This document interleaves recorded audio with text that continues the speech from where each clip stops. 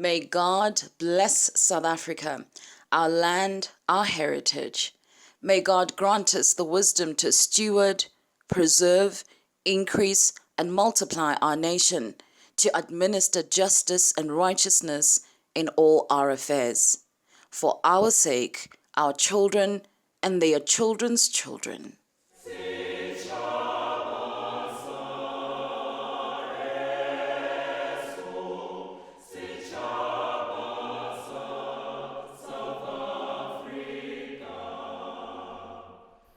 The 16th of December marks a very important day in the history of South Africa. Welcome and thank you so much for having made time to join us here on your favorite village community cast. My name is Ayanda and we are sitting outside the beautiful gardens of an incredible human being, historian, teacher, founder, producer, and presenter of the High School History Recap podcast. William H. Palk is his name, and he's joining us on the program today to take us through the history of South Africa, to take us through some of the events that you and I have read about in summary. We are going to be having that discussion today, and we ask you to follow through, to join us, to comment on this, and also to let us know what your thoughts are and how can we further improve on our historical state in South Africa. Welcome. Thank you, Ayanda. Hey, William. Listen, first of all, beautiful, beautiful place. Thank you. It really does show that you're a historian. How so? Because this place is just written beautiful history all around it.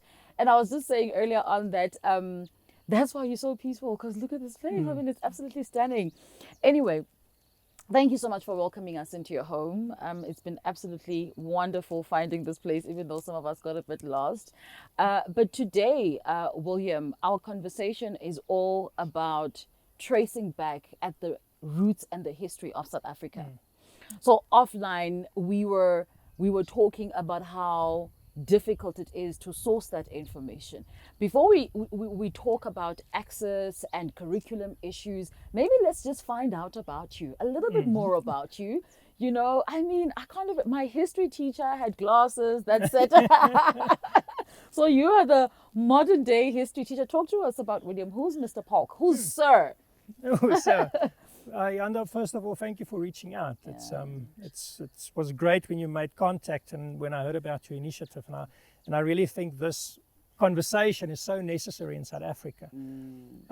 So yeah, I've been in history teaching for a while now. I'm going on to almost 18 years. No way. Yeah, history and languages. I studied history and majored in history and ancient history. I particularly like big history teaching. I don't know if you know about big history. No.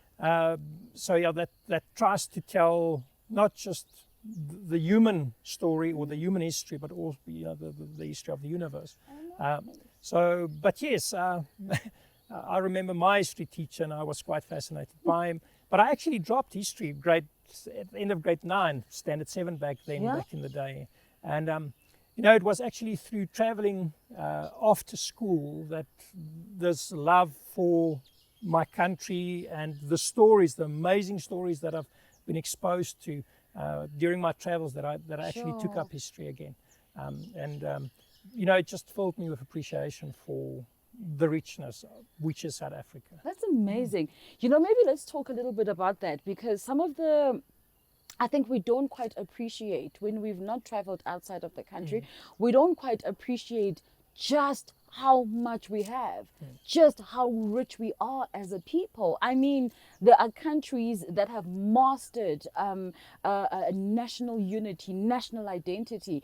Ethiopia, for example, is one country that comes to mind. China is one country that comes to mind, where when you walk into those countries, you know that you are in China, you know that you are in Ethiopia, the language, no compromise, everything ties together towards their national identity.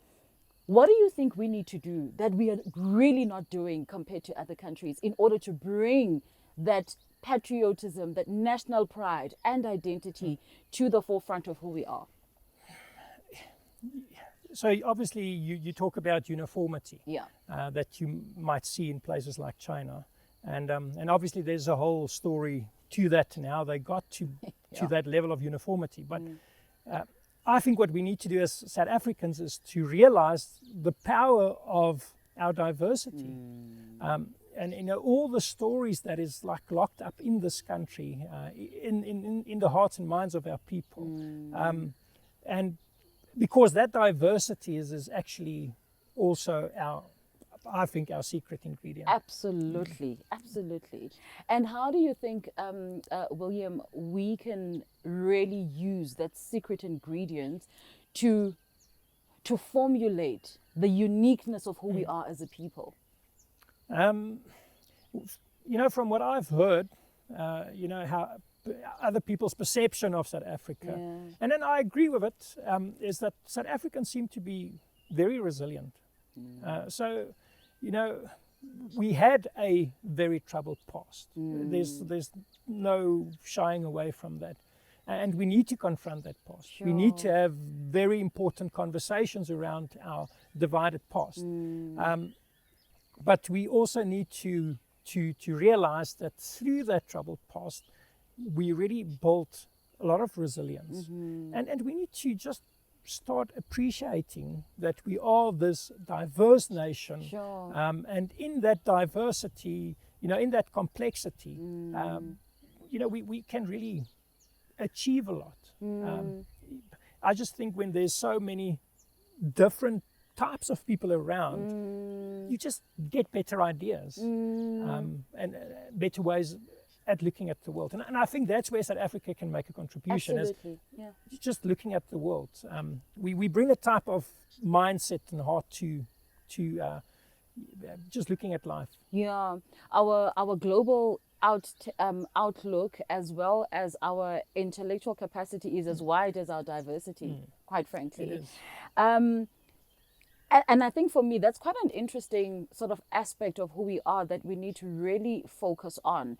But of course, there's some challenges to that, whilst it is an ideal situation that, a people of diverse ethnicity would come together and embrace one idea.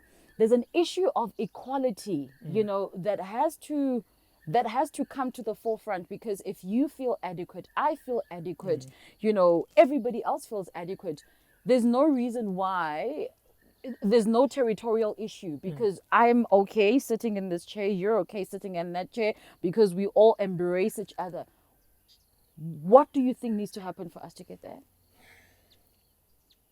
I think we need to first of all realize that if we live in a capitalist world, and inequality, you can't have a capitalist world without inequality. It's built into the system. Absolutely. There's people with capital, and there's people that can sell their labor, but they also the consumers. So inequality is really built into the system. Unfortunately, what has happened in many places is that that inequality has been amplified by race. And there's also quite an interesting, a long story behind that. Yeah. So how else then, what are the other components that would amplify inequality? Economics, economical strength, Definitely. culture. Well, employment. One of the problems in our country, and I'm sure you'll agree with me, is the unemployment figure. Yeah. The fact that we've got, a 27% unemployment figure. People need access to jobs. Sure. They need to become salary earners. They need to create a certain standard of living. And I mean, if there's not that ability, I don't think the ability is there, the capacity rather, then those are opportunities that we are in a sense withholding from people that desperately need it, and if they don't get it, they are going to become desperate. And if you look at some of the crises, even the wars we faced as humans or humanity, it's desperate people. Sure. Desperate times, desperate measures. William, my greatest belief, so I grew up in the rural area. I'm from Transkei, and it's known for its rural rooting, And we were not taught our history. We lived it. You breathed and you knew that this is who I am. This is where I come from. This is the reason why we are like this in this, so there were historical traces of who you are. And we grew up with that. At that time, it was a homeland. So you knew you were Transkeian. And these days, because a part of the capitalist sort of system is to bring everything into one pot so that there is no one grouping that holds so much strength that they are able to sort of outplay the not the boss, but the powers that be in the whole pot. You know what I mean? So what I'm trying to get to is the issue of access to our historical education. Do you think there is enough access? Do you think there's credibility of the record that's out there? Do you think that we should do more in trying to get our history published? Oh, definitely. I think we can do way more than which is presently being done to tell the South African story. If you compare the resources we put out there as South Africans telling our story, and you compare that to other countries. I mean, it's really a drop in a huge bucket. We can really do a lot more to write the story of South Africa. Sure. And put it out there. Yeah. And that's one of the reasons why we started the podcast. It was to aid with history teaching, but also to just open up the past and the richness of it, and specifically. And we found that it's to get sources on South African history is difficult. Who do you talk to? Where do you start? Why though? Why is it? You see, this is the thing for me. Why is it so difficult? Is there no legal requirement for governments to hold on to information? Why is it difficult? I think part of the problem is an effective national administration around historical documentation and so forth. So you can point fingers and say, well, maybe it's an ineffective government structure, but I don't think I think universities, they are trying, from my communication with them, they are trying to safeguard many of the historical resources out there. I've actually tried and make a point of it to talk to more historians and ask them, so what books have you written on South African history? What's out there? What are the different perspectives? And I don't think there's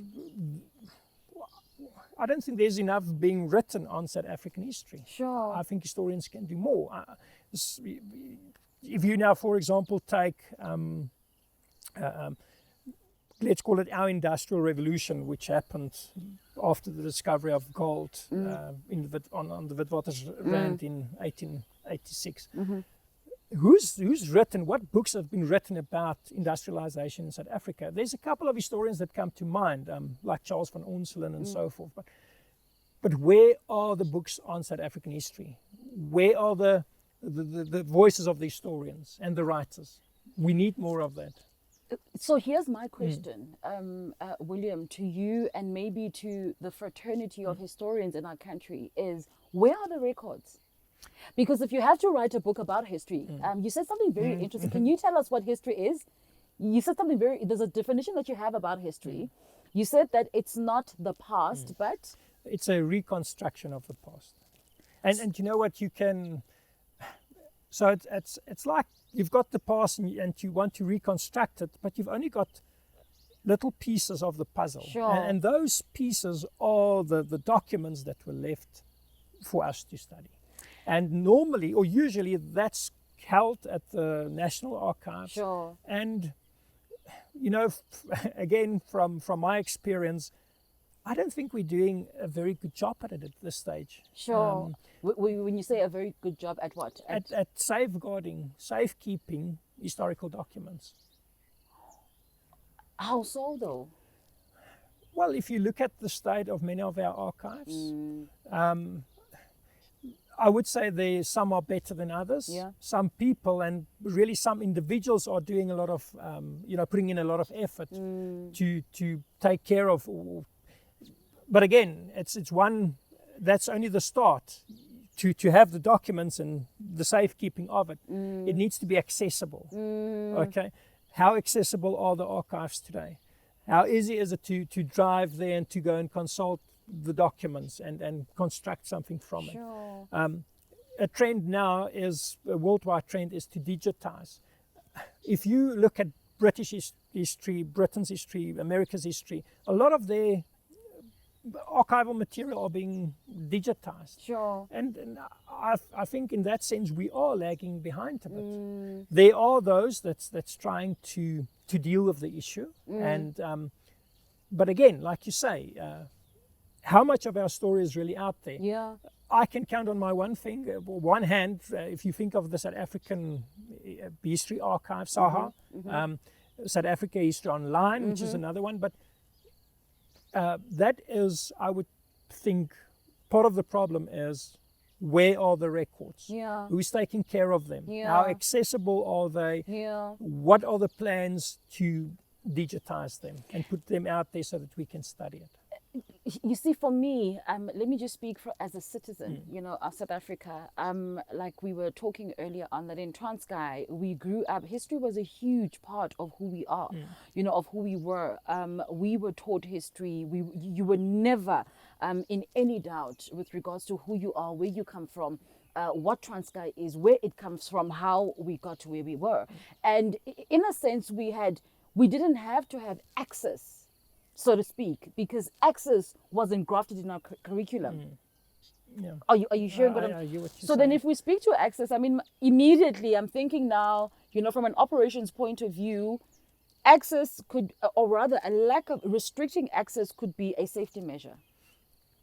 Okay. But if you say you had access to your history, do you mean in terms of textbooks? Absolutely. I mean, it wasn't grafted in our curriculum. That's what I mean. So right now, even though you have history as a subject right now in South Africa, the question that I want to ask, and I think it's a concern for me, otherwise I don't understand why the culture is not coming out.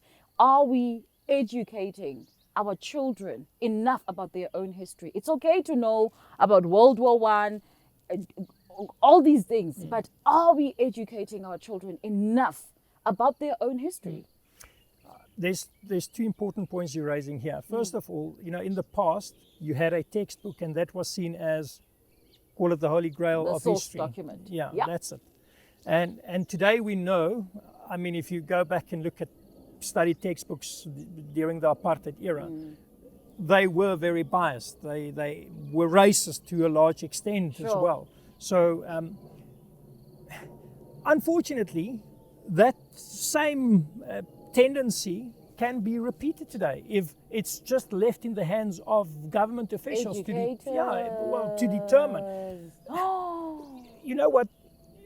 The history teacher is in a position where he or she wants to teach a balanced, objective view of the past. But the source material doesn't necessarily allow for because a textbook in itself, you will find bias in it. So you need to get access to other types of documents. You can't. The days of just relying on a textbook is gone. That is just another source in the history classroom. William, I don't even know where to go from here, because there's like a whole lot of thoughts running through my head. Maybe let's come back then to the solution that you found necessary, especially during this time, which is the history podcast that you've started, high school history podcast. How have you found interaction with your students, and have you seen any improvement? What are some of the learnings that you've picked up since you've started the initiative? obviously podcast is audio, Yeah. so it appealed to some students more than others. I did, in a sense, teachers do force their students to go and do Yeah. things, so I did Yeah. force some of them You to listen to exercised them. your powers. But what I found is that, from the feedback I got is that it opened up a new world for them. And they realized, okay, but on this podcast you spoke to an historian in Britain, in America, in Australia. And you get it from people who did the actual research, who's got almost like inside information. And that gives them an edge on the current research in the field. Sure. And as a teacher, I would like my students to be as informed as they possibly can, with the most up-to-date information on a specific topic. But again, we are trying to find those historians in South Africa who's willing to, like we're sitting here, have that conversation and tell us about the actual research that's been done and the different perspectives on the past. So if you had to encourage somebody that's sitting at home and, who's been sitting on the burden of wanting to reconstruct, the past of our country, what sort of path can they follow and what steps can they take, especially considering the questionable integrity of the information that is out there? How do we begin if we had to start this journey? Yes. Okay, so if you, what are the criteria to believe something? If someone's going to make a claim about the past, what are some of the criteria? Now, obviously, we all have something called intuition. Yes. I mean, it's brought us this far, right? And what are we? We the Gen Z, so it's brought us like for 40 years or what. But so intuition is often the starting point. My gut feeling says that this is plausible. But then there's authority. Is another criteria. Who wrote this text? What's the person's background? How did he conduct the research? What sources did he base it on? So that there's always an agent, a writer, a person behind any text. Sure. And they bring their biases to what they are writing. You're not going to get away from that. The third factor or criteria is it reasonable? Is it rational? Does it make sense? And logical. So you can, if you say this, give this explanation for this phenomena, does it make sense? Does it follow? And lastly, evidence. If you are going to say something, what do you base it on? And I think people need to realize that history is a systematic study of the past. Sure. It's not just saying things about the past. You actually need to provide solid evidence for what you're going to say about the past. So then, William, that means that we are literally running out of time. If we want solid evidence, for example, for our own country, I mean, there are people who have been through some of the events that you and I are going to narrate as a historical tale. Yes. So then maybe we are really running out of time. We are. No, and I would think that a starting point is to make sure that the resources that's out there, that we keep it safe and we make it accessible and we start to digitize. But I think something we need to remember about African history is a large part of it is also oral tradition. Yeah.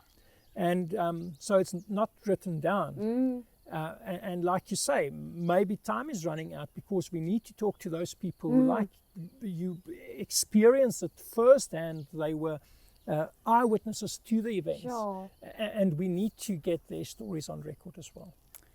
Bahlali, if you've just joined us, this is your favorite Community Village Cast, and we are talking and breaking down into pieces the history of South Africa. And joining us on the program today is William H. Palk, who is the founder, producer, presenter of the High School History Recap podcast. So where do we find the podcast?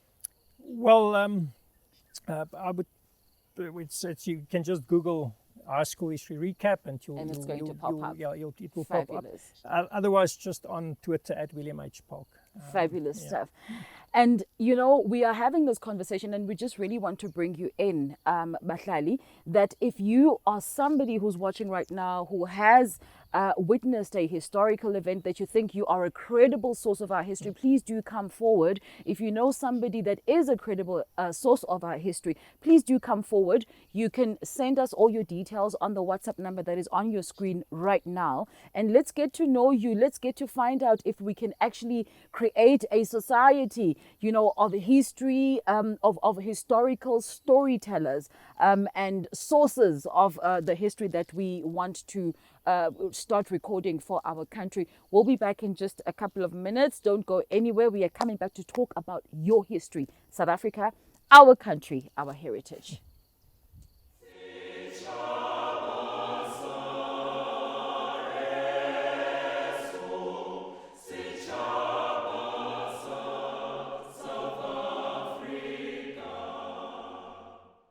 Ilibo Village Community Cast is where you're joining us today. Hashtag Abahlali on all social media platforms, on Twitter, Facebook, Instagram.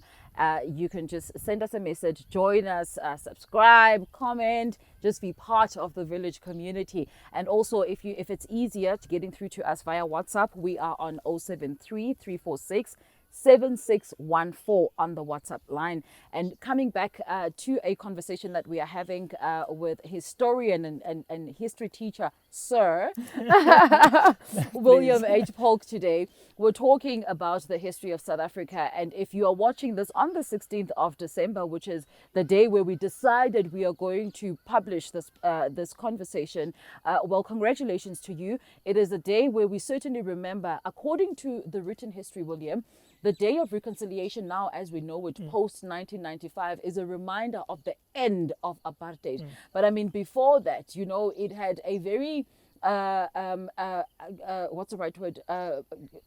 Not apartheid, but it had a very Afrikaner undertone. Yeah, I mean, we celebrated it as either Geloftedag, which is Day of the Covenant, or Dingansdag, which was, I mean, that was what, the 16th of December. Yeah. What happened on that day was the Battle of Blood River. I remember that. I used to pass that part of my history. We did it in standard 6. It was standard in our time. So I remember that story very well. Now, let's just come back to the formation of South Africa as a country. I mean, what happened? Let's just talk about who walked into this bare land and called it South Africa. Okay, well, that is a longish tale. No, it's an interesting question to ask someone that's into big history. So what I first want to say is there's a reason why they call Africa or South Africa the cradle of humankind. Yeah. And if we're going to start the story, let's start there. You know, humans originated in Africa. It's considered the cradle of humankind. And we're talking of about 250,000 years ago that our species formed in Africa. William, you know that what you're saying is it could get you and me into a lot of trouble. But I mean, it's a historical fact. It's fine. It's scientific. So I'll put my bet on that. But okay. So modern humans originated in Africa, and there is this out of Africa hypothesis. But I mean, it's accepted in the scientific community today. Even if you look at genetic dating, it can be determined. It's interesting, you know, that one of the reasons why they think that humanity originated in Africa specifically is the fact that there's so much genetic variation in Africa, which shows that we probably originated here. Okay, but the story goes that for most of our time we lived as Stone Age foragers or hunter-gatherers. So if you're going to look at the first people that traversed or lived on this land, they were hunter-gatherers, foragers. Now, they estimate that by about 100,000 years ago, humans started to leave Africa. Yeah. And they spread all over the world. Why though? What were the... Well, driving, I would say, obviously as foragers, you live off the earth, of nature, of the yeah. environment, and population pressure probably pushed them to migrate to out of scatter, Africa. yeah. And they populated humanity. Modern humans populated the whole world. Sure. And you can imagine that some areas were way more challenging to settle than others. I mean, it's estimated that humans only reached the Americas 13,000 years ago, which is in historical terms not that long ago. I am so scared to ask. How? No. Number one. And number two, what then? You know, lived in America before humans got there. But maybe let's leave that for another day. Okay, but there was this, remember, the earth goes through ice ages, Yeah. and you had the American continents connected to Sure.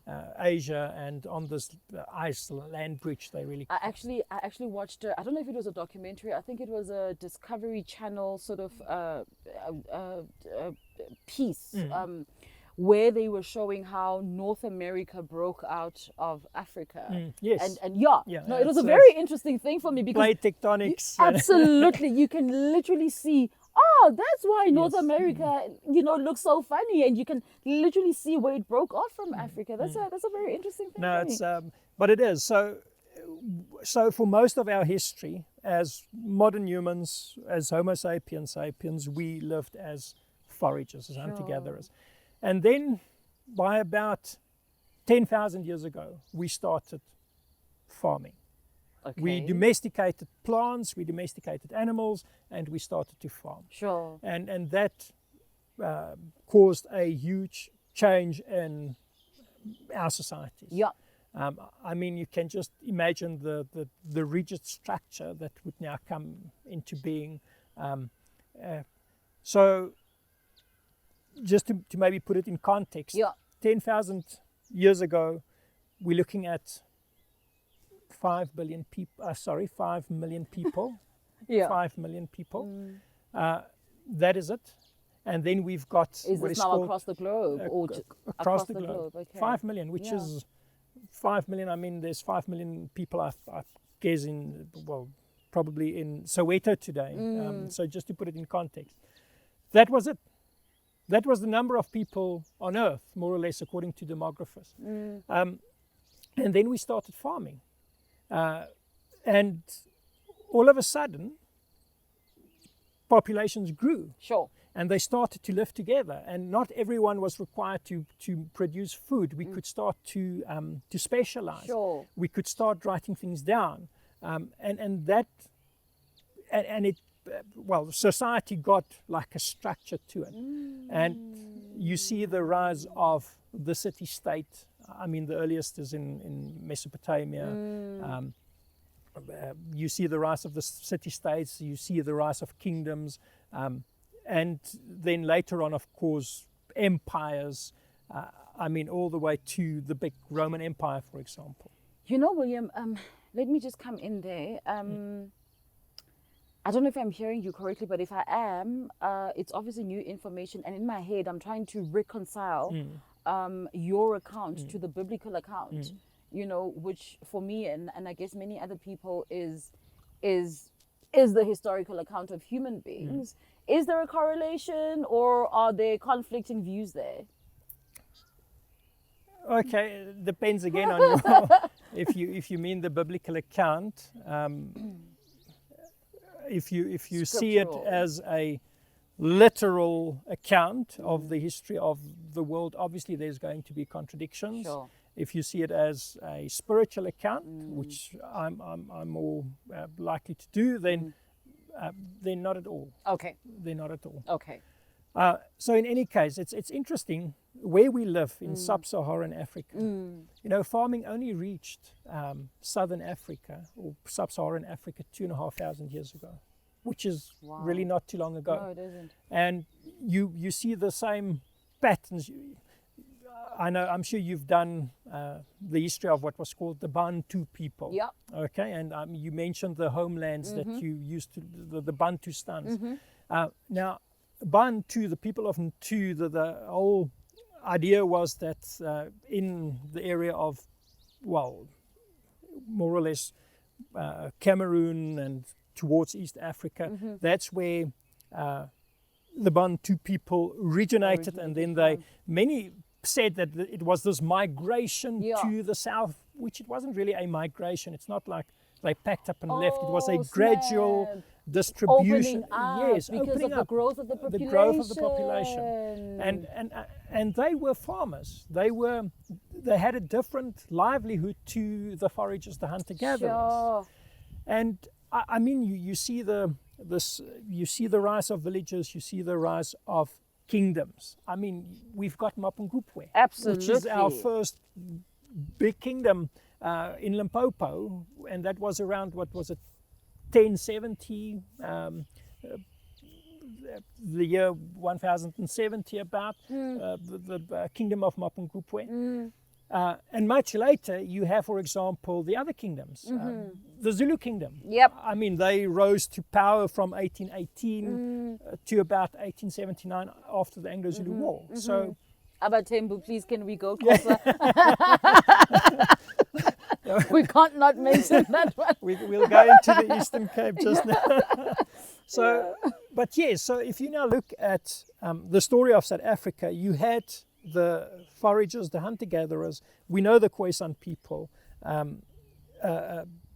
They've been around for thousands of years. You've got the farmers, the African farmers. And obviously, with farming, it's a more settled way of life. It's not nomadic. You're going to settle at a specific place. And then we see around, starting from the 1500s onwards, and it picks up speed from 1750 onwards, is the modern revolution. When you say it picks up speed, you mean the way of life, which is farming, or just the population dynamics? Well, obviously the population grew, but we also see that people start expanding. There's this global expansion. And I mean, we know the story of, you can go back as far as the Chinese that circumnavigated. Well, they actually got to Africa, the voyages of Zheng He. Oh, really? The Vikings that traveled to, North America, really, way before Columbus. So there's this expansion, and it's really the start of globalization. Let's just go back to China. I'm being naughty now, but I'm allowed to. So they got to Africa and they decided, East Africa, yeah. And then they turned back. And there is this, it's almost as if they headed into another direction, which is more isolationist. Sure. And some which has really helped them. I mean, I think Chinese nation is just one of the, it's a great case study for me with regards to formation of nations and people. You know, they've got a long history. Yeah. It's also a, they've had their share of wars and so on, but it's also quite a contained society. Yeah. I mean, just look at the geography of the place. What separates them from, for example, other India, nations, you've got and Europe. So yes, but you see globalization happening, global expansion, and obviously that's the rest of the story of South Africa, because now we've got, first of all, the Portuguese circumnavigating Africa. Snap. Okay. You know, they're trying to find a route to the east to trade with them. It's interesting. The overland route at that stage was actually dominated by a Muslim empire, Ottoman Empire, and the Europeans wanted to find a different route to the east trade, and the Portuguese started.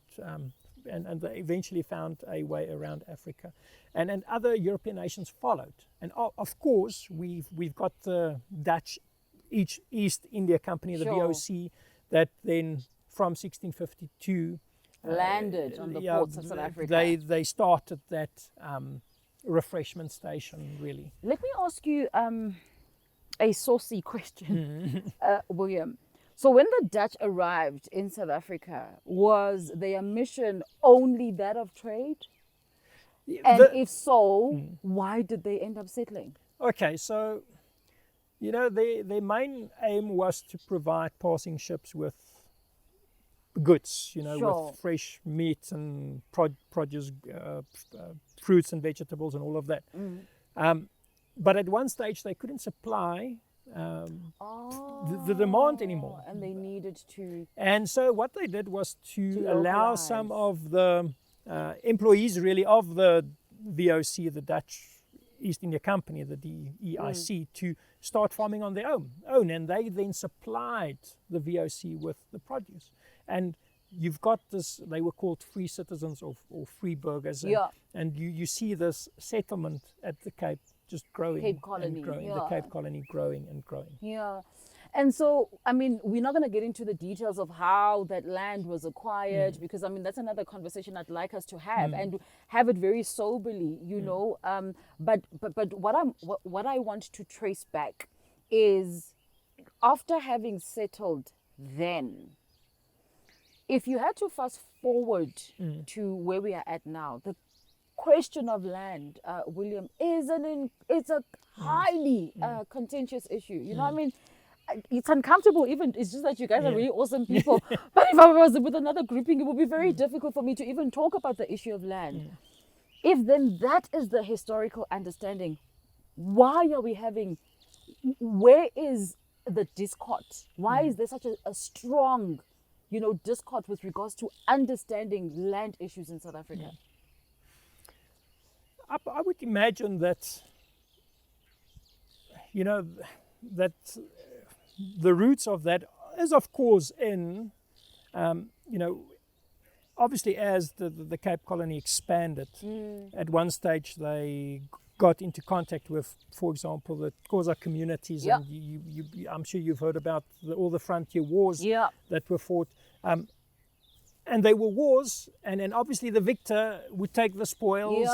But I mean, that's a trend in history. People have fought many wars over land all over the world. So whether it's justified or not I mean, we can talk about that. I mean, I don't think war is the answer. Yeah. But I think where it gets it's almost like racist character is from the 1913 Native Land Act, which says what? Which really say that African black people can only own land in specific areas in South Africa. Of course, the homelands, the Bantustans. Bantustans, yeah. And I mean, if you now compare the number of black people to the number of white people, for example, they really got a tiny bit of the land to make a living on. That's where they could possess land. Not in what the apartheid government would, well, not even, remember, apartheid only started in 1948. Yeah.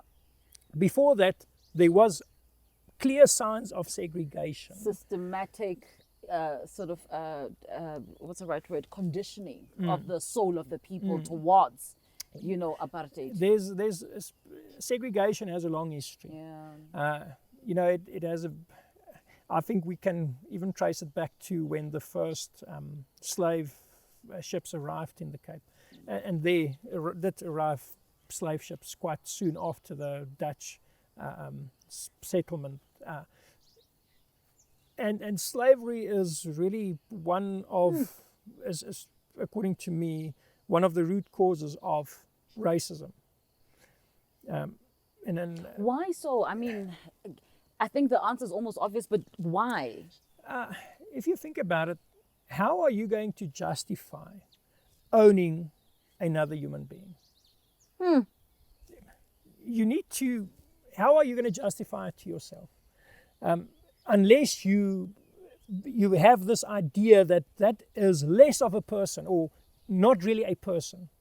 An item. And unfortunately, if you now look at, and the Americans had the same, they had a civil war over this. The American Civil War, the main cause of the American Civil War was the issue of slavery. And, 700,000 people died in the American Civil War. Let me ask this question. It's a bit of a deep detour. How did slavery benefit its curators? Well, produce, agriculture. Strength. Yeah, well, Labor. labor. You need people to do the actual labor, and it became way more intensified than before. And to supply the economy, you needed the laborers. And there was this source of labor available, according to some, in Africa. And the thing that we need to realize about slavery is that some African communities actually participated in the slave trade. No, Remember, obviously, I mean, my family would have had to sell me voluntarily. Or, people, enemies of your village. Yes. Okay. They Might trade with you. well, they can capture people of they'll capture people of their enemies, and then sell them to the Europeans for example, guns, and they'll use that guns again to. They were the slave raiders. But again, the thing is, racism became a way to justify the practice of slavery. Absolutely. You could then say, if you are of this race, you are not on the same level as, for example, the European race, and therefore it's okay to own you as a slave and for you to work on these plantations. Sure. Another saucy question, William. How far away have we moved from that concept? I mean, if you look at labor and the way that the whole structure of labor is structured in South Africa, if you look at the vast differences, of ownership in business, how far away have we? Obviously, some people will argue that there is still a lot of slavery happening, slavery in a different sense, where they, and I mean, we've heard stories White of collar, blue collar. Yeah, but also just where, where they've used child laborers, and you've got the whole trafficking and so on. But I would argue that, okay, slavery isn't legal anymore. It's what you see now is more a question of exploitation.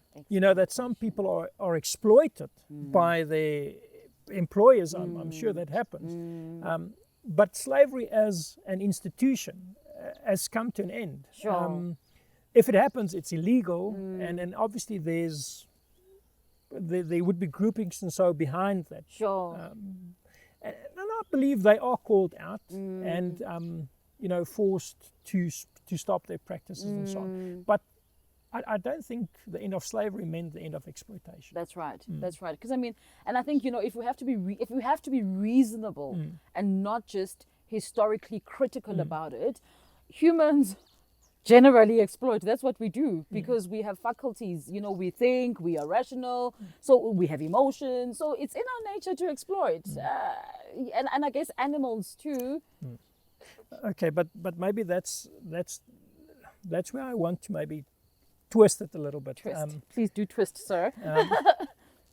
Yes, our history, humanity's history is tainted, and I mean slavery is right up there. But just look what we've achieved. We are the dominant species on Earth today because we have the ability to cooperate. That's the reason why there are 7 billion people on Earth today, and why we can live in structured societies. I would argue that part of our rational nature is this ability to cooperate. Sure. And to really believe in a single human story. And that's where I want to go back to something you've said about when you were growing up and you learned the history of the Xhosa people. Yeah. We should celebrate our heritage. Yeah. You should celebrate yours as a cause a woman, I should celebrate mine as a, well, I've got a bit Many of nationalities.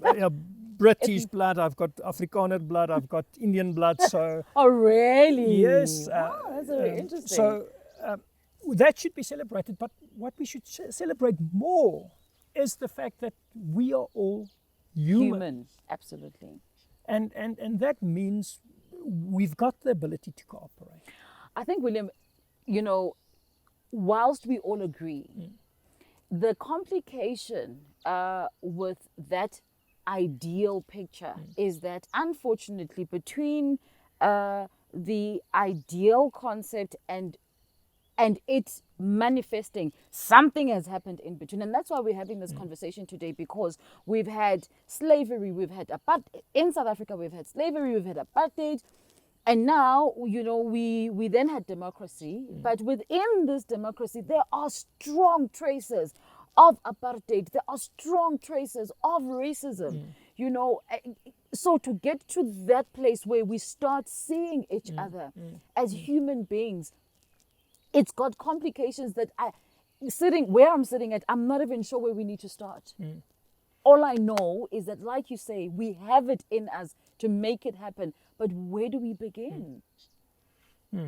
Well, at the beginning, I suppose, and of the story. And we need to know the history of South Africa. And I mean, we're just touching on a couple of Incidents. broad trends, really. But if we look at the history of South Africa, and you said, you specifically gave me the date of 1912. Yeah.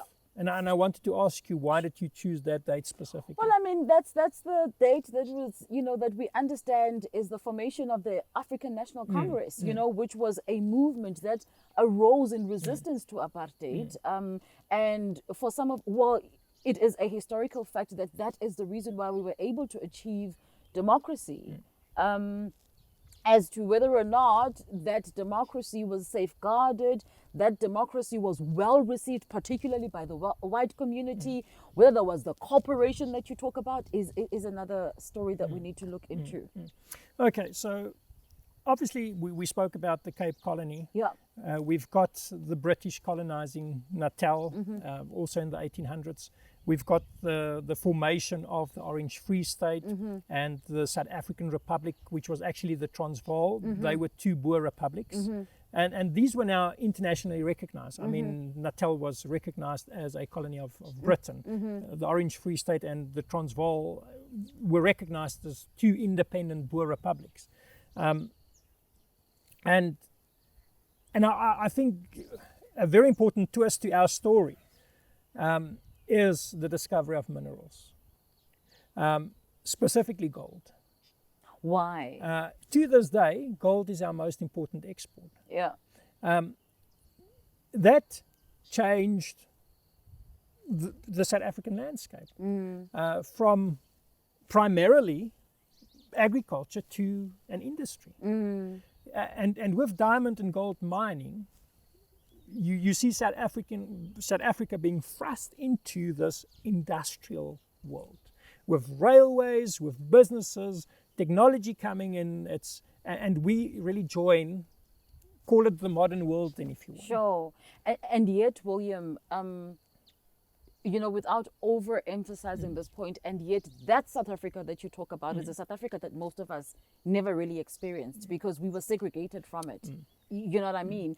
And so if we have to talk about the historical account of South Africa, how does a Ayanda, who was segregated from that South Africa, really give an account and really relive or reconstruct that so that it forms part of who I am and what I believe about my own identity? Yeah, I think it is, but it's something that we need to raise and put on the table. Yeah. I often have this discussion with my learners in class about colonization. Yeah. And there will be those, and I'll ask the question. So, do you think colonization benefited South Africa? Was it a good thing? And you'll have some saying, not at all. I mean, it's through colonization that people lost land and their livelihoods and all of that, and they were exploited and all of that. And others would say, but you know what? If it wasn't for colonization, you wouldn't have that technology and business and all of that coming into the country, which is necessary to create a modern industrialized country. But so you've got what I want to just say here. Okay, body language. My arms are crossed.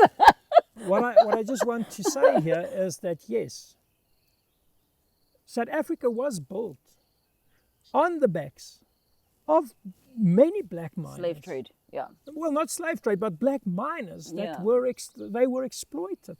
Migrant labor was a very destructive force in this country.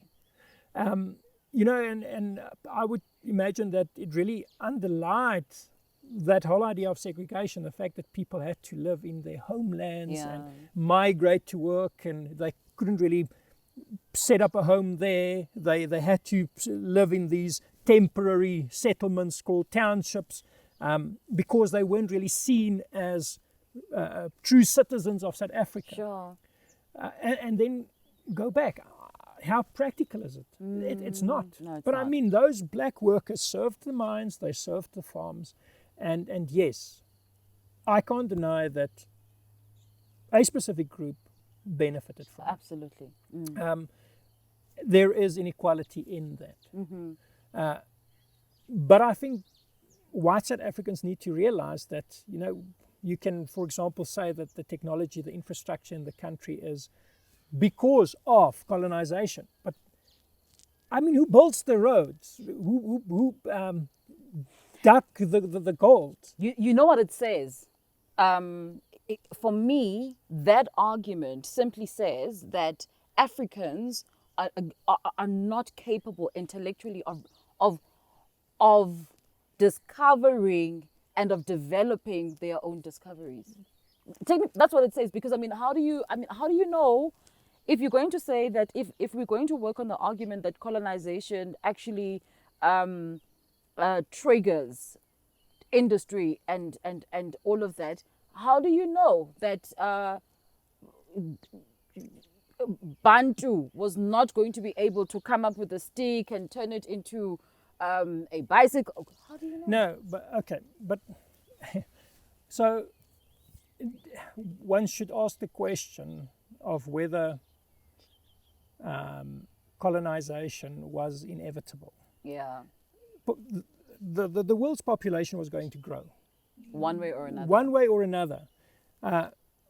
Sure. If the Europeans didn't start their expansion as they did, and the British didn't build their empire like they did, other countries Would have come in. the Chinese, for example. That's why for me it's such a great, case study. So Yeah. I think the fact that and it's specifically following the Industrial Revolution, you must remember that most of Africa only became colonized after what was called the Berlin Conference, and Yeah. you've got the Scramble for Africa. Let's say by the 1900s. Yes. Okay, most of Africa became colonized. Colonies, obviously you had population growth, but you also needed resources for the factories, and obviously Africa is then seen as this, you know, I mean, Focal point. not just focal point, but there was this French cartoonist that used a cake to when he drew a caricature, a cartoon of the Berlin Conference, that what the Europeans were dividing. It was this almost like booty, like resource of place of all these resources that they could use. So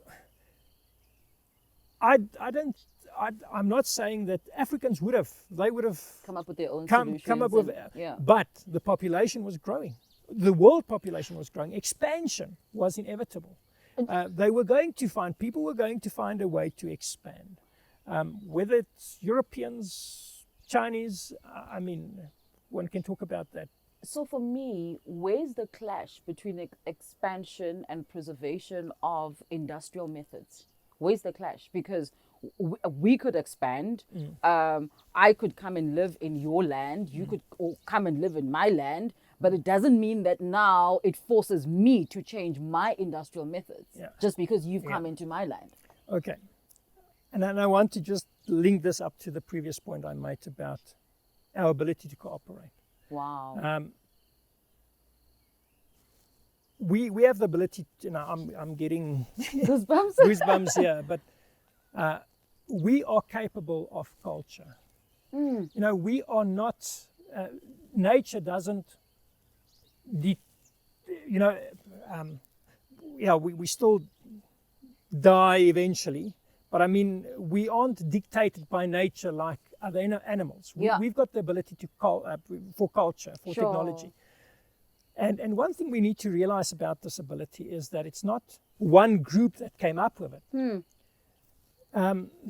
There's this historian, David Christian, and he came up with the concept of collective learning. Wow. We have, we are where we are because of collective learning. Wow. South Africa wasn't just built with European technology. Absolutely. It was a collective effort. Yeah. They might have brought some technology, but I mean, it's a collective effort. The Europeans learned just as much from the Africans as the Africans learned from the Europeans. That process, we shouldn't underestimate the power of that process. Of that collaboration. I collaboration. I totally agree with you there because, in terms of, I think, international relations, a country cannot form until it has a people, it has its own land, it is recognized by another country in terms of trade, that it is a country. And I think there's other aspects. But with regards to that, I totally agree with you because if we are not going to isolation, China may have achieved it one way or another, but isolation does not always equal the kind of balance that we are looking for as human beings. Well, Bahlali, this is the historical account. This is the conversation that we are having. And this is where we are going to leave it for today. But there is a part 2 coming. So you might want to stick to the channel. Watch out for updates. There's definitely a part 2. And in that segment, we are going to be looking at South Africa today, trying to find out where are we at from where we have come from and what solutions can be put in place in order to bring South Africa to a place where we can truly call it our country and our richest heritage.